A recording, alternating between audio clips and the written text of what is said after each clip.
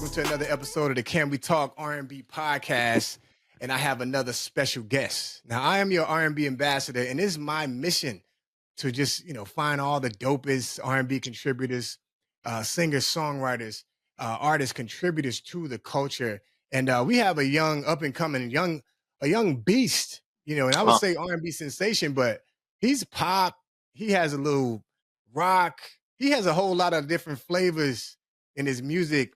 Very colorful, extremely talented, very handsome young brother. We know him from Superfly. We know him from Grownish. We know him from some of the other stuff on Freeform and Disney.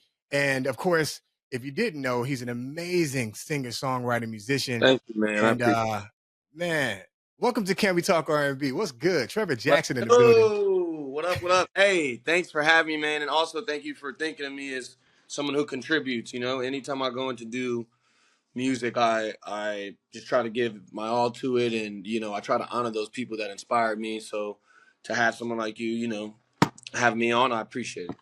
No, absolutely, man. I'm a big fan, bro. And I've been actually tapped in for a little bit for a few years now. And I remember seeing you in the movie Superfly some years back. I think maybe like 2018, 2019. Yeah. And that's when I was already aware of you from, just different projects that you had been on. But that's when I think I heard of some songs from that project and just other things. I'm like, man, this dude is is all around talented, full court press. Yeah. In terms of being a multi-talented guy. So how do you balance all of that in terms of music, acting, the whole gambit?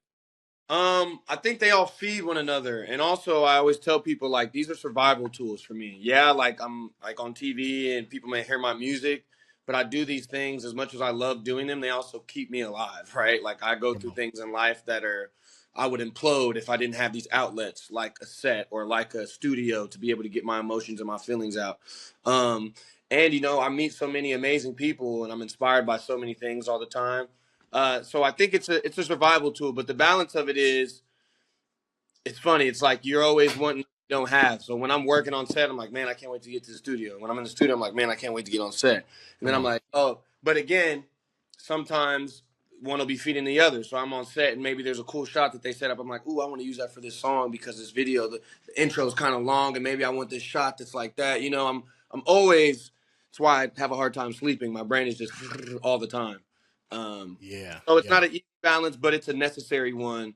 And that's what kind of makes it easier, is that I need these things in my life. They keep me sane. Absolutely. I mean, and look, and you're doing them all well, and you're doing them all at a high level.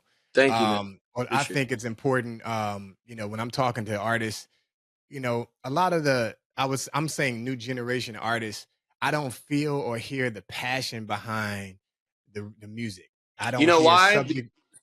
Sorry to interrupt you, but why is because I always say this: it's frowned upon. Effort is frowned upon, and passion is almost frowned upon. Like, oh my God, look how much he's into it, or look at him trying, or blah blah blah.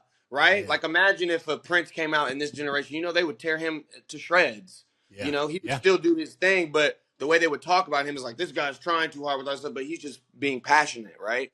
Yeah. So that's something that I always bring with me, like, into everything I do when I'm on stage, or even if I'm doing a T-mix and I'm giving it my all. That's because that's how I feel about this thing I'm doing. I don't half-ass music. I don't half-ass being on set. So I'm not going to make a video and me not feel everything I'm saying. And when I was young, I remember that was the first time I felt emotion without knowing what it was. When I heard somebody cry over a record, when I heard Boyz II Men cry over the end of a hook, when I heard Usher do ad-libs at the end, I'm like, why am I getting emotional? And I'm only a kid hearing this. And that's because, so those things are what shaped me as an artist. And I'm super duper passionate about everything I do. Even when I'm just talking, people are like, whatever. But I'm like, I'm thankful for the life that I've been given. I'm grateful for every moment. And I try to make the most of every single moment. And I want this generation to know that it is okay to try and to fail. That's why a lot of people don't try, right? They're like, hey, if I give my all to this and it's not good, then I'm not enough. And that's not the case. You know what I'm saying? We keep pushing, we keep tweaking stuff. But I want to say one more story. There's this guy I know. He's a young man, white boy, long hair, hooper, right? Animal hooper. But can sing his mother trucking butt off. Like, sound like you and me. Sound black. You know what I mean? Like, sing butt off. but he would never ever try to pursue music because he would be made fun of from all his friends. You know what I'm saying? Wow. He would never do it. And I'm Wow. just like, we could be missing out on the greatest artist of our generation, or the greatest painter, or the greatest designer, because we have this culture where it's like, hey, if it's that, you get what I'm saying. Like, I don't got to go Yeah. too far into it, but No, it's, I I love want, it. yeah. I love it. I mean, I think you're hitting it on the nail, and that's actually the point I was trying to make. Coming from my generation, I'm a '90s. I mean, I'm in the '80s baby, but I'm a '90s R&B. I Yeah. come from that pedigree, Yeah. and that's how I learned. And that's Yeah. if I go back to the '60s, the '70s, the '80s, and I listen to the stories that these songs are written about, whether we're Man. talking about For the Love of Money, or whether we're talking about, I Will Always Love You. All of Yeah. these songs have stories behind them, uh, you know, it means something essentially. Yeah, So man. it's a theme. That's the word I'm looking for. They have a theme behind them Yeah. that people can resonate. And then when you actually tell that story, and someone like you mentioned, Boyz II Men or Usher or Joe or Brian McKnight or people like Yeah. that from that timeline, and even fast forward to the Neos and to Mario and guys of that generation, just you can feel the music, you can feel what they're talking Right. about, and I You think can that's feel very important. the effort. They put a lot You feel that. into it. You know what I'm That's saying? right. That's right. That's right. That's where greatness comes from. I love it. So Yeah. let's take it all the way back. I know a lot of people don't know probably your full story. They know, Yeah. certain elements of you. So take us back, growing up in Indianapolis, when you first realized music and performing was your calling. That was because I was a tap dancer Come on. and started tapping when I was like 3. And I was obsessed with it. I said, these things are incredible. There's like sound that's on my shoe. Like, what the heck, right? So then obviously anything I do, I want to find who's the best or who's the coldest, like whatever. And I stumbled upon Gregory Hines and I was obsessed. Gregory Hines is, to me, one of the most charismatic guys to ever live. And Great guys. Shout so out to when I him. saw, yeah, he's incredible. So when I saw him, I'm like, wait, I'm looking at him on this thing. So he's an actor, right? He's on TV. I want to be that. He's singing in this movie. I want to sing. And he's dancing in this movie. I want to dance. So I knew then when I saw him in Bojangles, because I'm thinking, as a kid, I'm thinking his Bojangles, not knowing that it's Gregory Hines, right? I was just Come on. obsessed with this guy. I was playing that movie. I'm like, this dude right here, like this guy right here is. Yeah. That's how it started. I wanted to do those things. I wanted to be that guy. And so I did a local show in Indiana called the Beaver Boys Christmas Show. Somebody in that was like, hey, he should be in the Broadway show Lion King. And my mom, we had gotten to a very bad car wreck like weeks before the audition. And she was debating on taking me. And after the car accident, she was like, I'm taking you. Life's too short. Like, if this is what you want. Because I'm like, Mom, please, please. And they're saying, and she's telling me, they're saying you're too young. They're saying you're too young. I'm like, I don't care. I can do this. So we drive there. 5,000 kids are there. Audition. And they called me and was like, hey, you got the part. So then I toured from Wow. 8 years old to 11 all around the U.S. at all the most prestigious theaters in each city. And then from there, moved to L.A., chipping away, dog. I was 11 years old, auditioning for commercials, auditioning for this, auditioning for that. Met with all the labels when I was around 15. Epic, Columbia, Interscope, Motown, Wow. everybody. And they Hang all on, went, hang on. Let's go back. So yeah. I know the Lion King Broadway. I know Leon Thomas also was a Yeah. part of that at some point. Were you Yeah. guys on the same bill at And, any and Jadon, Jadon.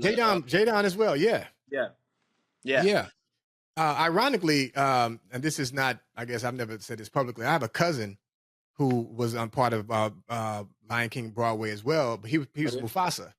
Oh, what's Uh, his name? Nathaniel Stampley. This was in the 2000s. He was like for like 6 years. He was Wow. Mufasa, yeah, on Broadway. So I'm Wow. not sure. I know they have different Yeah.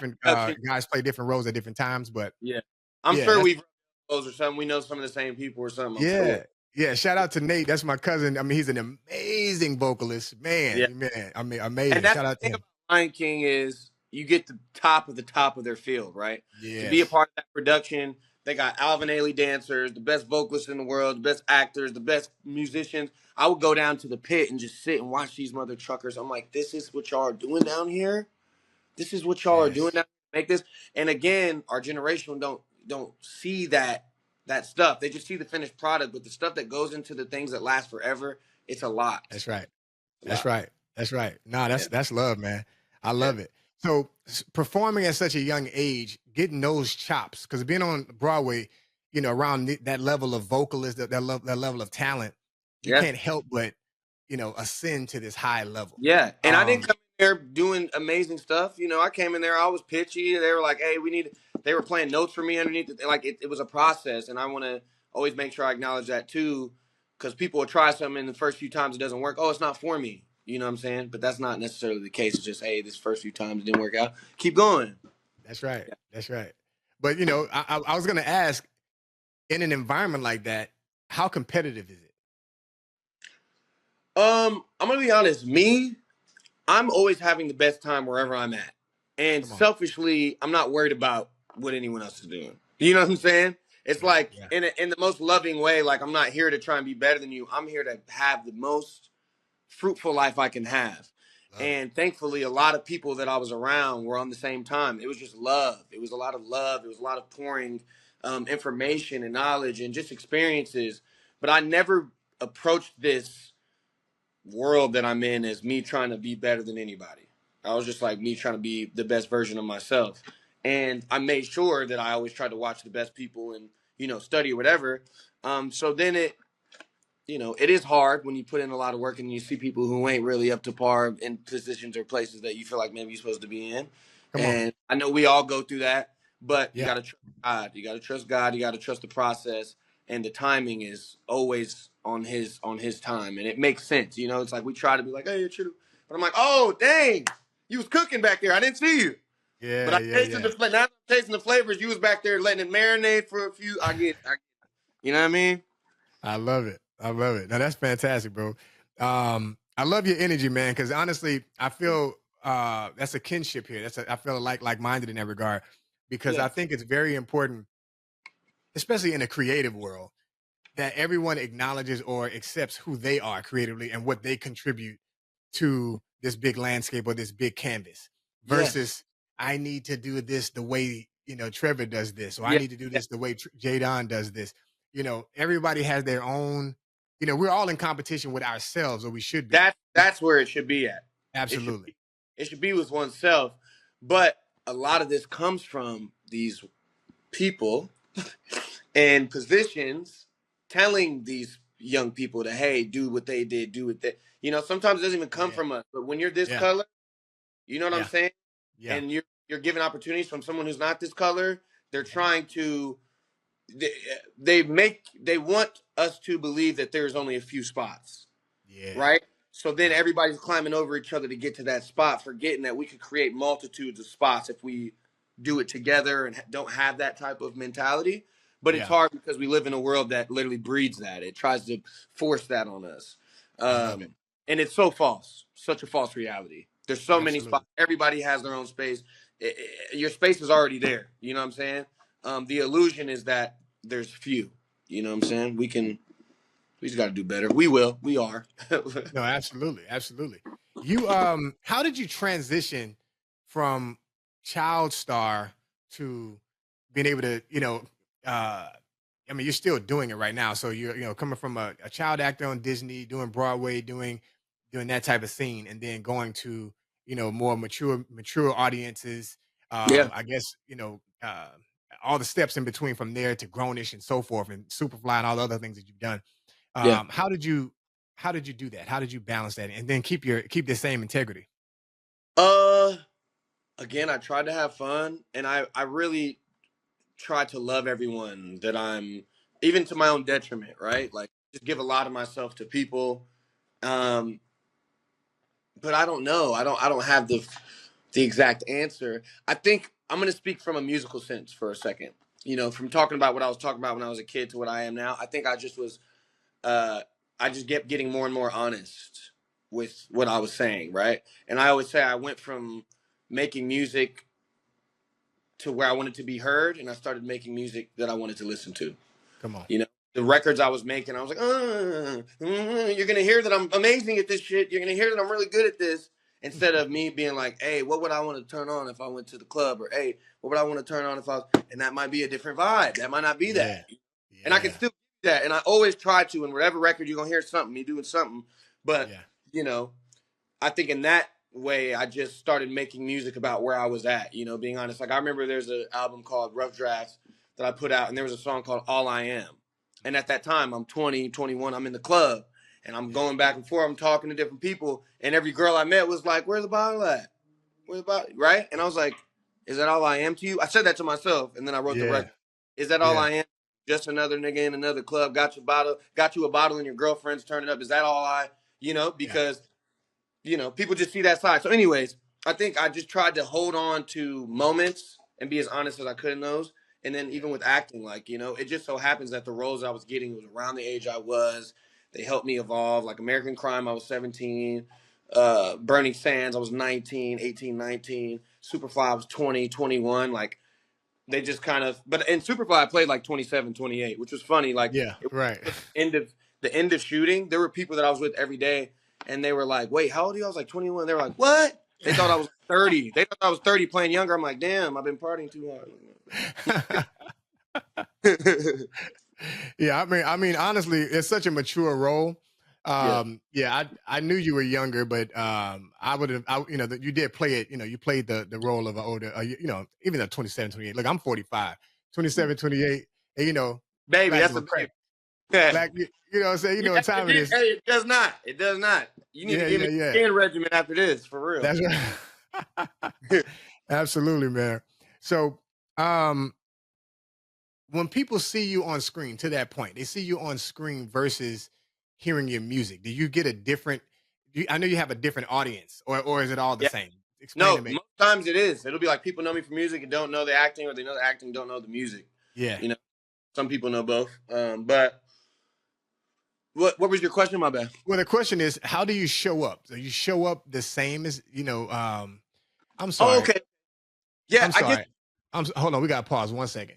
You good? Who's Joanne? I have no idea. That's your PR. Oh, that's me. Sorry, Joanne. All right. Joanne. I just saw Jay. And I'm gonna edit this out, Joanne. Joanne, I know we sent a guest link and an audience link. Yes, it's not working. So they just sent me this one. I don't know. Okay, let me send the producer link. That way you can watch in, because it's gonna make the video. It's gonna cause something on the editing side for me. Okay, I'll leave. Yep. Okay. Sorry, Joanne. Sorry. Good. Sorry. Yeah. I have no idea. I have no idea who Joanne is. I don't know who this lady is. She's trying to stalk us right now. She's trying to get her on a combo. Someone get her. Gotcha. Sorry, Joanne. And look, and just for the record, I have been talking with Renata, or at least my boy Brandon on my team have been talking to Renata, so I recognize that name. But when I saw Joanne, I'm like, okay, who got this link? So let me just, if she wants to get in here, let me send her that other link. I'm gonna send her the producer link, because the audience link may not be working. Okay. Sorry about that. Joanne. Look, I was taping with, and I'm gonna edit all this out, but I was taping with Raheem Devon the other week, and his manager did the same thing, and I didn't recognize it, and we were just going, and then the edit has been hell, so I was like, oh no, we gotta fix that. Let me see. Let's see. Send this producer link. All right, cool. It should be coming over soon. All right, let's get back into it. Bet. Okay, so new music. Right now, you have a new EP called I Love You. Yeah. Let's talk about it. First of all, I love the album, or the EP. Now, it's not, to me, what I would consider R&B. It is. Yeah. I hear the R&B tones in your obviously in the way that you are executing some of the vocals, but it's pop. It's almost like world music. It has this, you know what I mean? So talk about that inspiration. So this is the first of a 3-part series, right? Okay. So we have I Love You, then we're gonna have Goodbye, then the album is called I Love You Goodbye, the greatest breakup album of all time. And basically, these are all songs that I made in the lowest point of my life. I was with somebody for 6 years. She left me. And 2 weeks after we broke up, I tore my Achilles. Whoa. And then I started having stomach issues. Then I started having back issues. It was like all at one time. My life was just, I felt like I was crumbling. Okay. Yeah. And in order to survive, I had to make this album. These songs are songs that I made with tears on my like right where I'm talking to you is where I made it. My mic's right here. And I literally had a cast on, and I had to every 30 minutes put my leg up and let the blood rush back down because I had a torn Achilles. All the blood was swelling up on my leg. So I made it in a time where I didn't see the light, right? And that's again, it's bigger than just the album. It's the messaging behind it. It's like the end is not the end, right? Absolutely. We have an idea of what we think the end is or what the beginning is, and life gets, pulled out from under you. And it didn't happen to me. It happened for me, and I can see that now. And I would tear my Achilles a million times again. I would get my heart broken a million times again to know that this is how I would be now. And I just want people to have that hanging on feeling to, a lot of people tap out, especially now, like in our generation, it's like, oh, I'm not feeling good. And, take your own life because you feel so low, you feel so blah, blah, blah. But to hear somebody go through the same thing as you and tell you, hey, it's going to be all right. It means a lot. It has a lot of power. And so that's what I held on to when I was making this project is I was like, this is going to help somebody. This is going to help somebody because I feel horrible. And I don't know if I'm ever going to feel okay again. You know what I'm saying? And, but music has always proven to me that nothing stays bad because I made music about people that I've known. I've lost best friends who have passed away and I've written songs about them. And then I'm able to hear the song and smile. Yeah. So I'm like, oh, that's proof, right? Yeah. I've made records when I was young, just about what we were talking about, like feeling frustrated about where I was at. I made records about having chains and watches and didn't have them yet. You know what I'm saying? Come on. Ended up later in life. So it's like, yeah, one of your records, I heard a lyric said 300 million. I said, oh, he up. Hey, but these things, just talking about it, you know what I'm saying? Manifest. It is super helpful. So this album in particular, even when you talk about the genre that it is, that's how in the spur of the moment it was. Like I wasn't going into it, hey, let me make an R&B song, or let me make a pop song. It was just like, hey, I heard this loop, let me make it. Hey, I had this idea, let me make it. And it just came out like that. Boom, boom, boom. Yeah. And my dad, I played it for my dad. My dad's crying on the phone. He's like, I'm sorry, son, like that you felt this much pain. He was like, but this is your opus. This is the best music you've ever made. And he's like, I hate it had to come out of a place like this, but it's gonna be all right, yada, yada, yada. And yeah, man. So the best music comes from pain. And 100% comes from experience. You know, so you find, I remember talking, just about old relationships, and then you'll never hear me really talking bad about any of my old relationships, because I appreciate the experience. I appreciate the experience. Yeah, and I literally say it all the time. So people ask me, or used to ask me, hey, what happened with this? I'm like, it just didn't work out because of didn't whatever. work out. And then, someone, they may have something, they may try to, I guess, encourage a negative thought. And I'm like, I have nothing negative to say. I mean, I'm like, it was a great experience. And we both are in a different place now. And I'm in a new place. And you wouldn't be able to get to the place that you're in without those lessons. Absolutely. Absolutely. And gotta, I want people to hang on to that, yeah, man. I definitely had it in my head of how it was supposed to go, and it came out the best way it could have. I love it. And I'm sorry. Is there a favorite song from this particular EP? This portion of the trilogy. Collection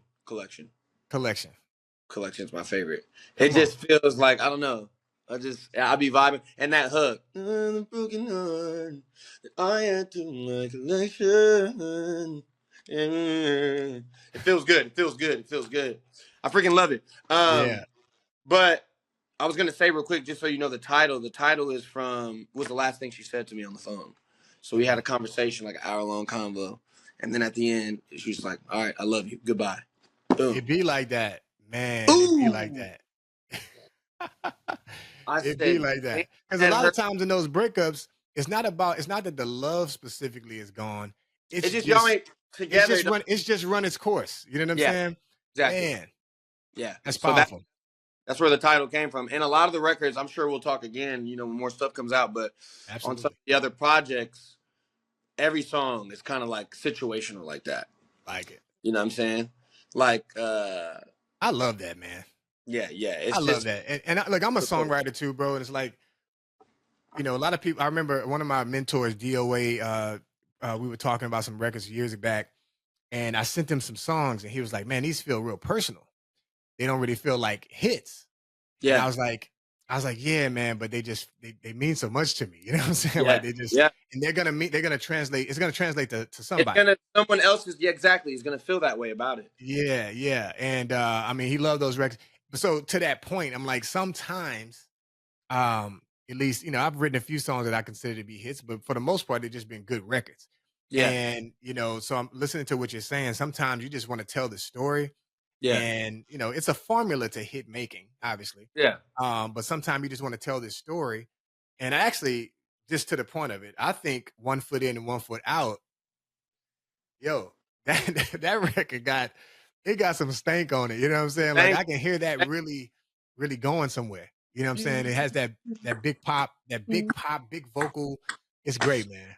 thank you, man. That's my joint on the project so far. Hey, bet. I love it. I Yeah, love. yeah, yeah. You had me in here. I'm like, man, I ain't even singing. I'm like trying to hit these notes. I'm like, man, That motherfucker's high. yeah, dude. Yeah. So when we talk about, you know, Children, this children. this this particular project, the I Love You project, and all your other subsequent projects, and you have a trilogy, I guess, the collection of these records that's coming out. Um, what is it exactly that you want the audience to resonate with? Like, what message are you trying to convey?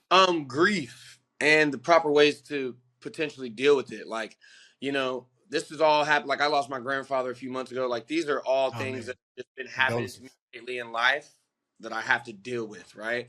And being in a, you grow up in America, death is not talked about ever, but other cultures, it's very, familiar. People talk about it, but here it's kind of like taboo. And then it happens, you're like, what the F, right? Yeah, And so, same thing with relationships. Because basically it's not only that person that's gone, it's everything that came with that person. So you thought you were gonna have kids with that person, you thought you were gonna have this house, so your whole reality is stripped from you. yeah, Um, so I think it's the continuing on aspect is what I want people to get out of it, and know that you can make lemons out of lemonade. I know that's cliche, but like I said, what happened to me hurt, and now I'm on a press tour about promoting. You know what I'm saying? yeah, yeah, Best music I've made in my life. yeah. Uh, so that's the messaging. Is like continue on. Grief hurts, but there's always light on the other side of it, and also talking about it is important. I Yes. think especially Black men, we keep it internal. We keep it internal. We keep it internal. Nobody can know.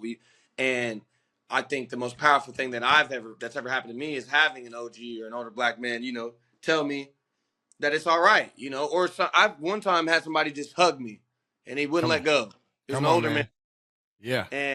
and he's a family friend, but I hadn't seen him, and he had just looked at me, and he's like, "Come here," and he held me, and then I just started bawling my eyes out. Right? He hugged me for like 5 minutes, and I Come was on, like, man. "Whoa." He's like, "It's okay, it's all right," But having that was like, Man, "Whoa, whoa, sometimes that energy exchange, bro, is dude." needed, man. What? Yeah. And Yeah. so I hope that this feels like that. I hope this feels like a hug. I hope this feels like, Mm. hey, I feel you, bro. Because when I was making this project, a lot of my close homies were like, man, F that. You can't give her this. This is too good. This is too sweet. You need to be going out to the club and making records like that. Like, F her, F her. And I was like, no, Nah, no. I nah. said, that's not real. That's not real. And I said, we can try to do, I'm like, I've done that before. It didn't do me good, though. Yeah. You know? So, which was funny because after this project of me being that way, then the next project is like, hey, I'm back outside and I'm in these streets. Yeah. You know what I mean? But Yeah. it's the story, and even in my music lineage, like I want to make sure when people look back, they see the story Yeah. because it's complicated. Is actually is actually the sequel to this album, right? Come on. This breakup album, but it's complicated is like the afterwards, like, yeah, we broke up, but maybe we still mess around with each other, right? It's complicated. Hmm. And Hmm. so then after this album, it's complicated. Hey, I'm over her. I'm not even thinking about her. I'm back outside. We in the streets. Yeah. Yeah. Come on, Then I man. have an album after that called Howard Lawrence. I have an album after that called Around the Corner. It's all here, Oh, man. so I've you got got it. It's already mapped out. It's already yeah. mapped out. I love it. Yeah. So tell me about and not to be cliche, but tell me about some of your experiences I'm sorry, some of your influences rather as a musician, right? So Yeah. I hear, I hear these, these folk elements. I Yeah. hear obviously R&B elements and soul, and then I hear this, and we say pop, but pop, Yeah. this mainstream time, is a polish that I'm really Yeah. referring to, Yeah. um, or a specific vibe of feeling that I'm hearing. Hmm. And I know, and correct me if I'm wrong, you play guitar as well. Yeah. Yeah. So you're a musician. You play keys. You play guitar. I I think can about make keys look good. I can make keys look good. I don't really you. play, but You sound like me. You I sound can you make. sound like me. Yeah, Hey, I'll make you think I can play. Yeah, yeah, yeah. yeah, Right. yeah, yeah, yeah. So, but as a guitar player, I've definitely seen you rip a little bit on some clips that I've seen. Yeah. Um, Talk about your influences in that regard. And I hate to say this, and I know we're not live, but I have to say this right now. Rest in peace to one of my favorite artist of all time, D'Angelo. R.I.P. R.I.P. Just saw that today, and man, it literally I put this leather vest on as a tribute to him. I've been rocking this all day, and it's Wow. like I am so influenced by his music as an Yeah. overall musician, all of that. And ironically, talking with you, I actually can feel some of that in some of the music that you've done. Yeah. It not doesn't feel like some of the other artists. I can feel that. Like shouts out to you, shouts out to artists like Leon Thomas, who are really embracing that element of live musicianship and Yeah. live music. Talk about your influences in that regard. Well, since you brought him up, yes, rest in peace, D'Angelo. I did a music video that was literally straight honoring him in the "How Does It Feel" video. I have a music video called "Right Now" Come on. that I did my own kind of like, my own take on it. But I was extremely inspired by that video, and him embracing, his sexiness too. You know what I mean? Like not being afraid to, Yeah, bear it let all it all out. out. For Yeah, sure. let it all out. So him, Brian McKnight is probably one of my biggest vocal inspirations. Him, Yeah. Boyz II Same. Men. Yep. I love Gary Laveau from Rascal Flatts, the Come lead on. singer from Rascal Flatts. Yeah. Yeah. Kings of Leon, Mm. Journey. Uh, man, the list goes on. Ray Charles, Donny Hathaway. Uh, there's so many people, man. Man, Whitney. you're cut from the cloth, bro. Yeah. Stevie. I mean, the legends. Prince, Jimmy. Yeah. Yeah. I got Prince all over my studio. He's over there. He's on the other side. I mean, Prince is Come all on. over. Prince is on my arm. Yeah. But Prince was like my reasoning for playing guitar and writing my own music.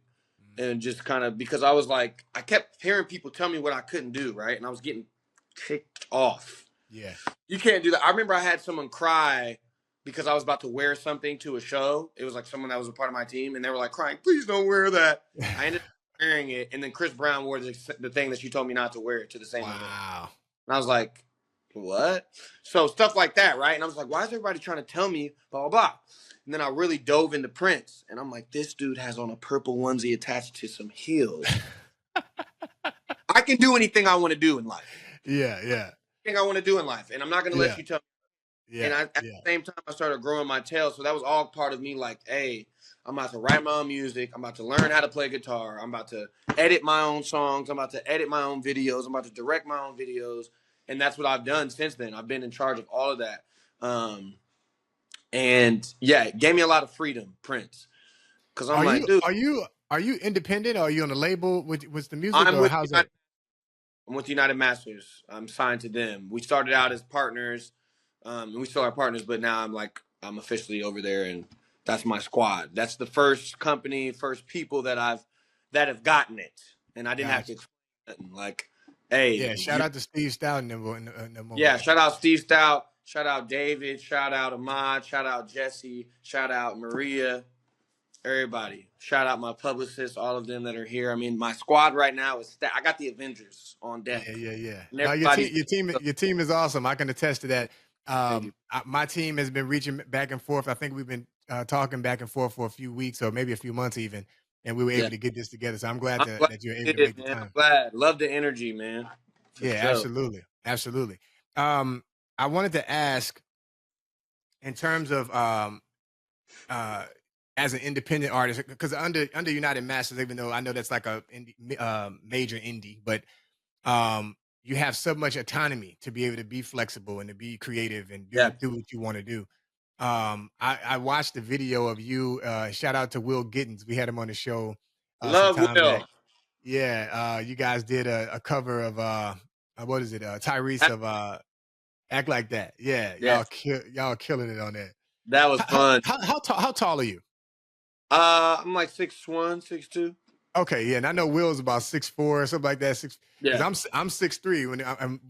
When I had Will on the show, we were actually in person in LA, and I'm like, it's not often, and I used to get a lot of shit back in the day. Like I was taller than everybody, and I was like, most guys are shorter, like, but you see it, tall guys coming in representing. I love to see it. I like that. Me too. I like that too. Yeah, I love to see it. In terms of that independence, you doing the record with Will. I know Will, and we talked about this. There's a lot of money being made from streaming, and a lot of money being made in a different way, right? So from my generation, we were hard copy CDs, vinyl, etc. I wish it was still like that. I wish it was still like that. I know that's coming, and I know that's coming back. So in terms of like that stream from an income standpoint, is that working for you? How's that work? No. How's that Don't working? get no money. That's part of my mission too, is like, that's why music has been watered down in the way that it is, because everybody is let inside the door, bro. You don't let anybody get on the basketball court that ain't hooping. That's right. Come on. Do you know what I'm saying? I get really frustrated with this stuff, and I try to just, I try to have a good mindset about things. I'm like, hey, but no one's getting paid what they're worth, because it's just not. We've let everybody in the door. So oversaturated. So my goal is, to bring back quality, and also people paying for the work, bro. I spend hours and hours in the studio. I spend hours down here, and like you're saying, back on hard copy day, I get something from every set. Now it's like it's got to be 50,000 to be count as like one thing. People can listen to my song 50,000 times, and it counts as like one stream or some shit. You know what I'm saying? It's like the way that it's measured up is ridiculous. And Prince was talking about this before he passed on a lot of interviews and all that. Yep. So people watching this, go and watch some Prince interviews, because he's dropping gems in there. But it's like, that has to be shifted. You know what I'm saying? People need to get paid what they're worth. And I'm going to say that. No, I love that. You're on point. I remember I got an opportunity to see Prince perform back during the Musicology tour. Wow. And one of the things that he was doing that I thought was very unique is when you buy a ticket at that time to go see Prince, it was like $75 or $125, and it came with the CD. So wow. You bought a ticket, you got a copy of the album. And wow. Yes. And as a matter of fact, if I'm not mistaken, the Musicology album was a double disc, and it had like one of his artist albums in it as well. Dang.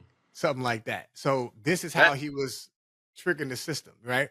So I'm like, I think that's a nugget. Like for this generation, when you're touring, you want to sell merch, you want to sell tickets, and I know it's a lot of hands in the pot, but it's some way that to be creative and do that. You know what I mean? Like, what do you think about, I guess, how do you think about, rather, with your team, how do you guys think about monetizing your music from live performing and merch and all that type of stuff?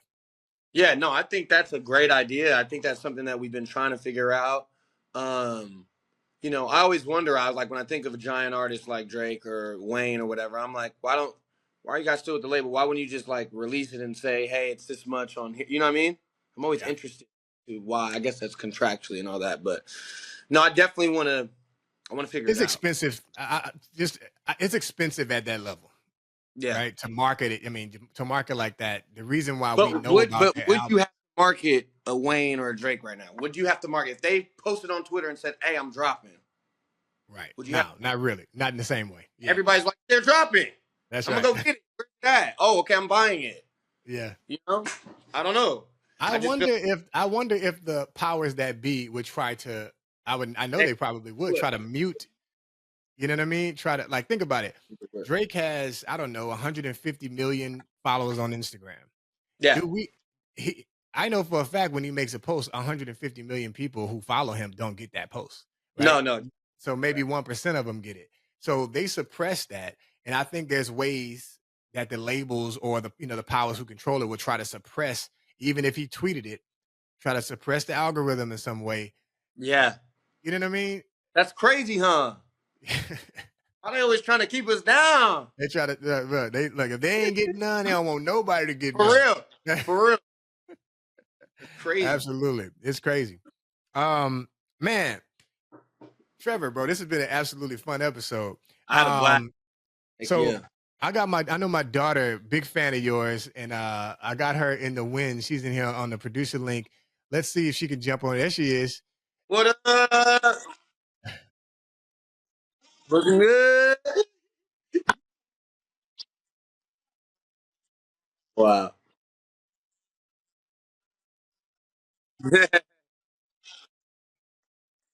Thank you.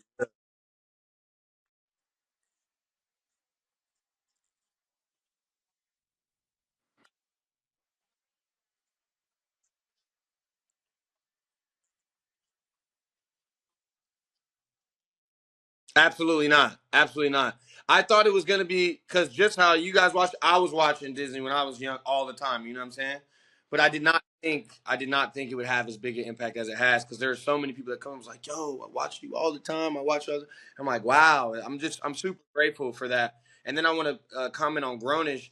I always say this when people ask me about Grownish. I'm like, Grownish did a lot of the heavy lifting for me in my life because when you're living in a world that you don't really understand and all you want to do is help it, you're constantly trying to find ways to help it. Like, hey, how can I? How can I? How can I? And I felt like I was working on a show that was always doing that. They were just creating conversations about real world topics and causing kids to talk about things that maybe they were uncomfortable to talk about. And it also never chose a side, right? It promoted conversation. I feel like hate in this world is only produced by fear, right? Fear of each other, not really understanding. And I felt like that show tried to always bring understanding from both sides. And I think that should be the goal of any type of artistic piece. So, yeah, man, I was thankful to be a part of things like that.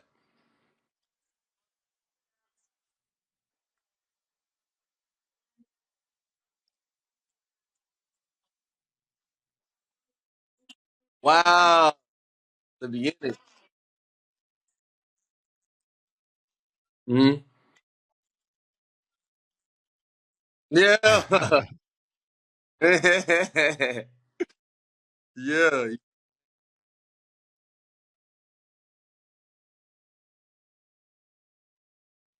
No, I still don't feel that way. Still don't feel that way. And somebody who I talked to that Shia LaBeouf was one person. He's like, bro, that's never gonna go away. He's like, you'll work with your favorite director, you'll work with your favorite artist, and you'll still feel like it's not enough. And I definitely do still feel that way. It's a gift and a curse. I think that mentality. It's like it makes me approach things as if I'm brand new. You know what I mean? It makes me approach things if it's my first time. So I'm intricate and I'm particular about it. And I'm not just throwing anything out there, but also it's hard for me to rest in my wins. Right? When things go well for me, it's hard for me to be like, hey, this is tight. It's like, no, that wasn't good enough. That wasn't good enough. Right? And I'm trying to. That's been the hardest dance for me in my life is finding that balance. Uh, so I'm working on it. Love it. Thank you.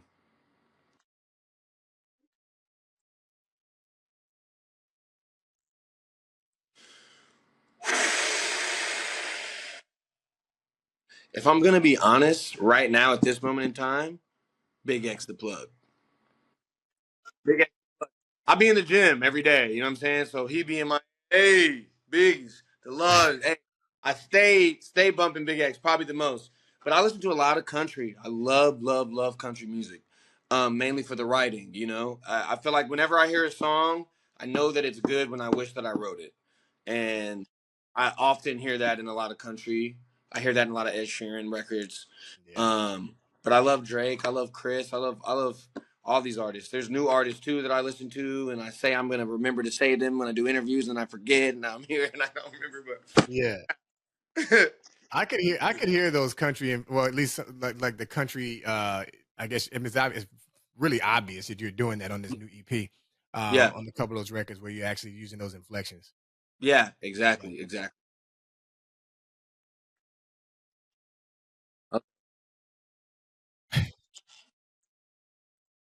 Yeah.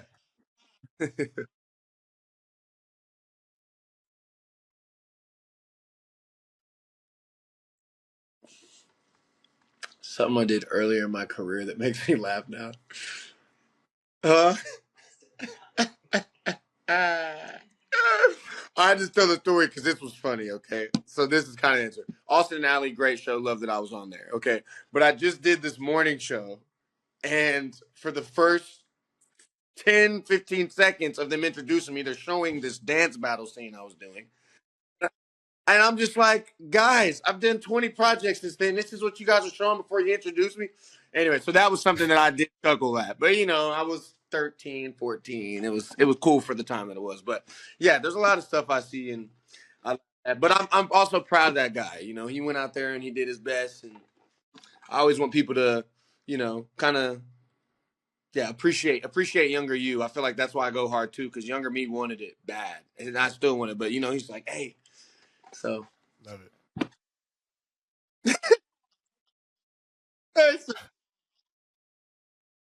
Eating, eat down. Yeah, it's different. It's definitely different. It's a different time.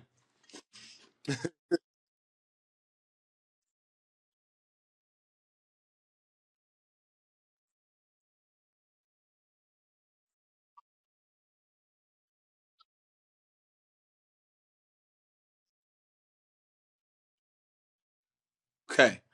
Favorite acting project that I've done so far would probably be can I pick two?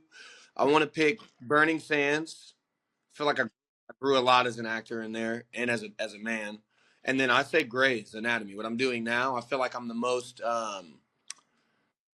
focused that I've ever been when I'm working. You know, before I was young, you know, picture like your age, college age. I was that, but also working. So I'm like, you know, I'm partying, then I'm going to, you know, I'm set. And I just wasn't as dialed in as I probably would have liked to be.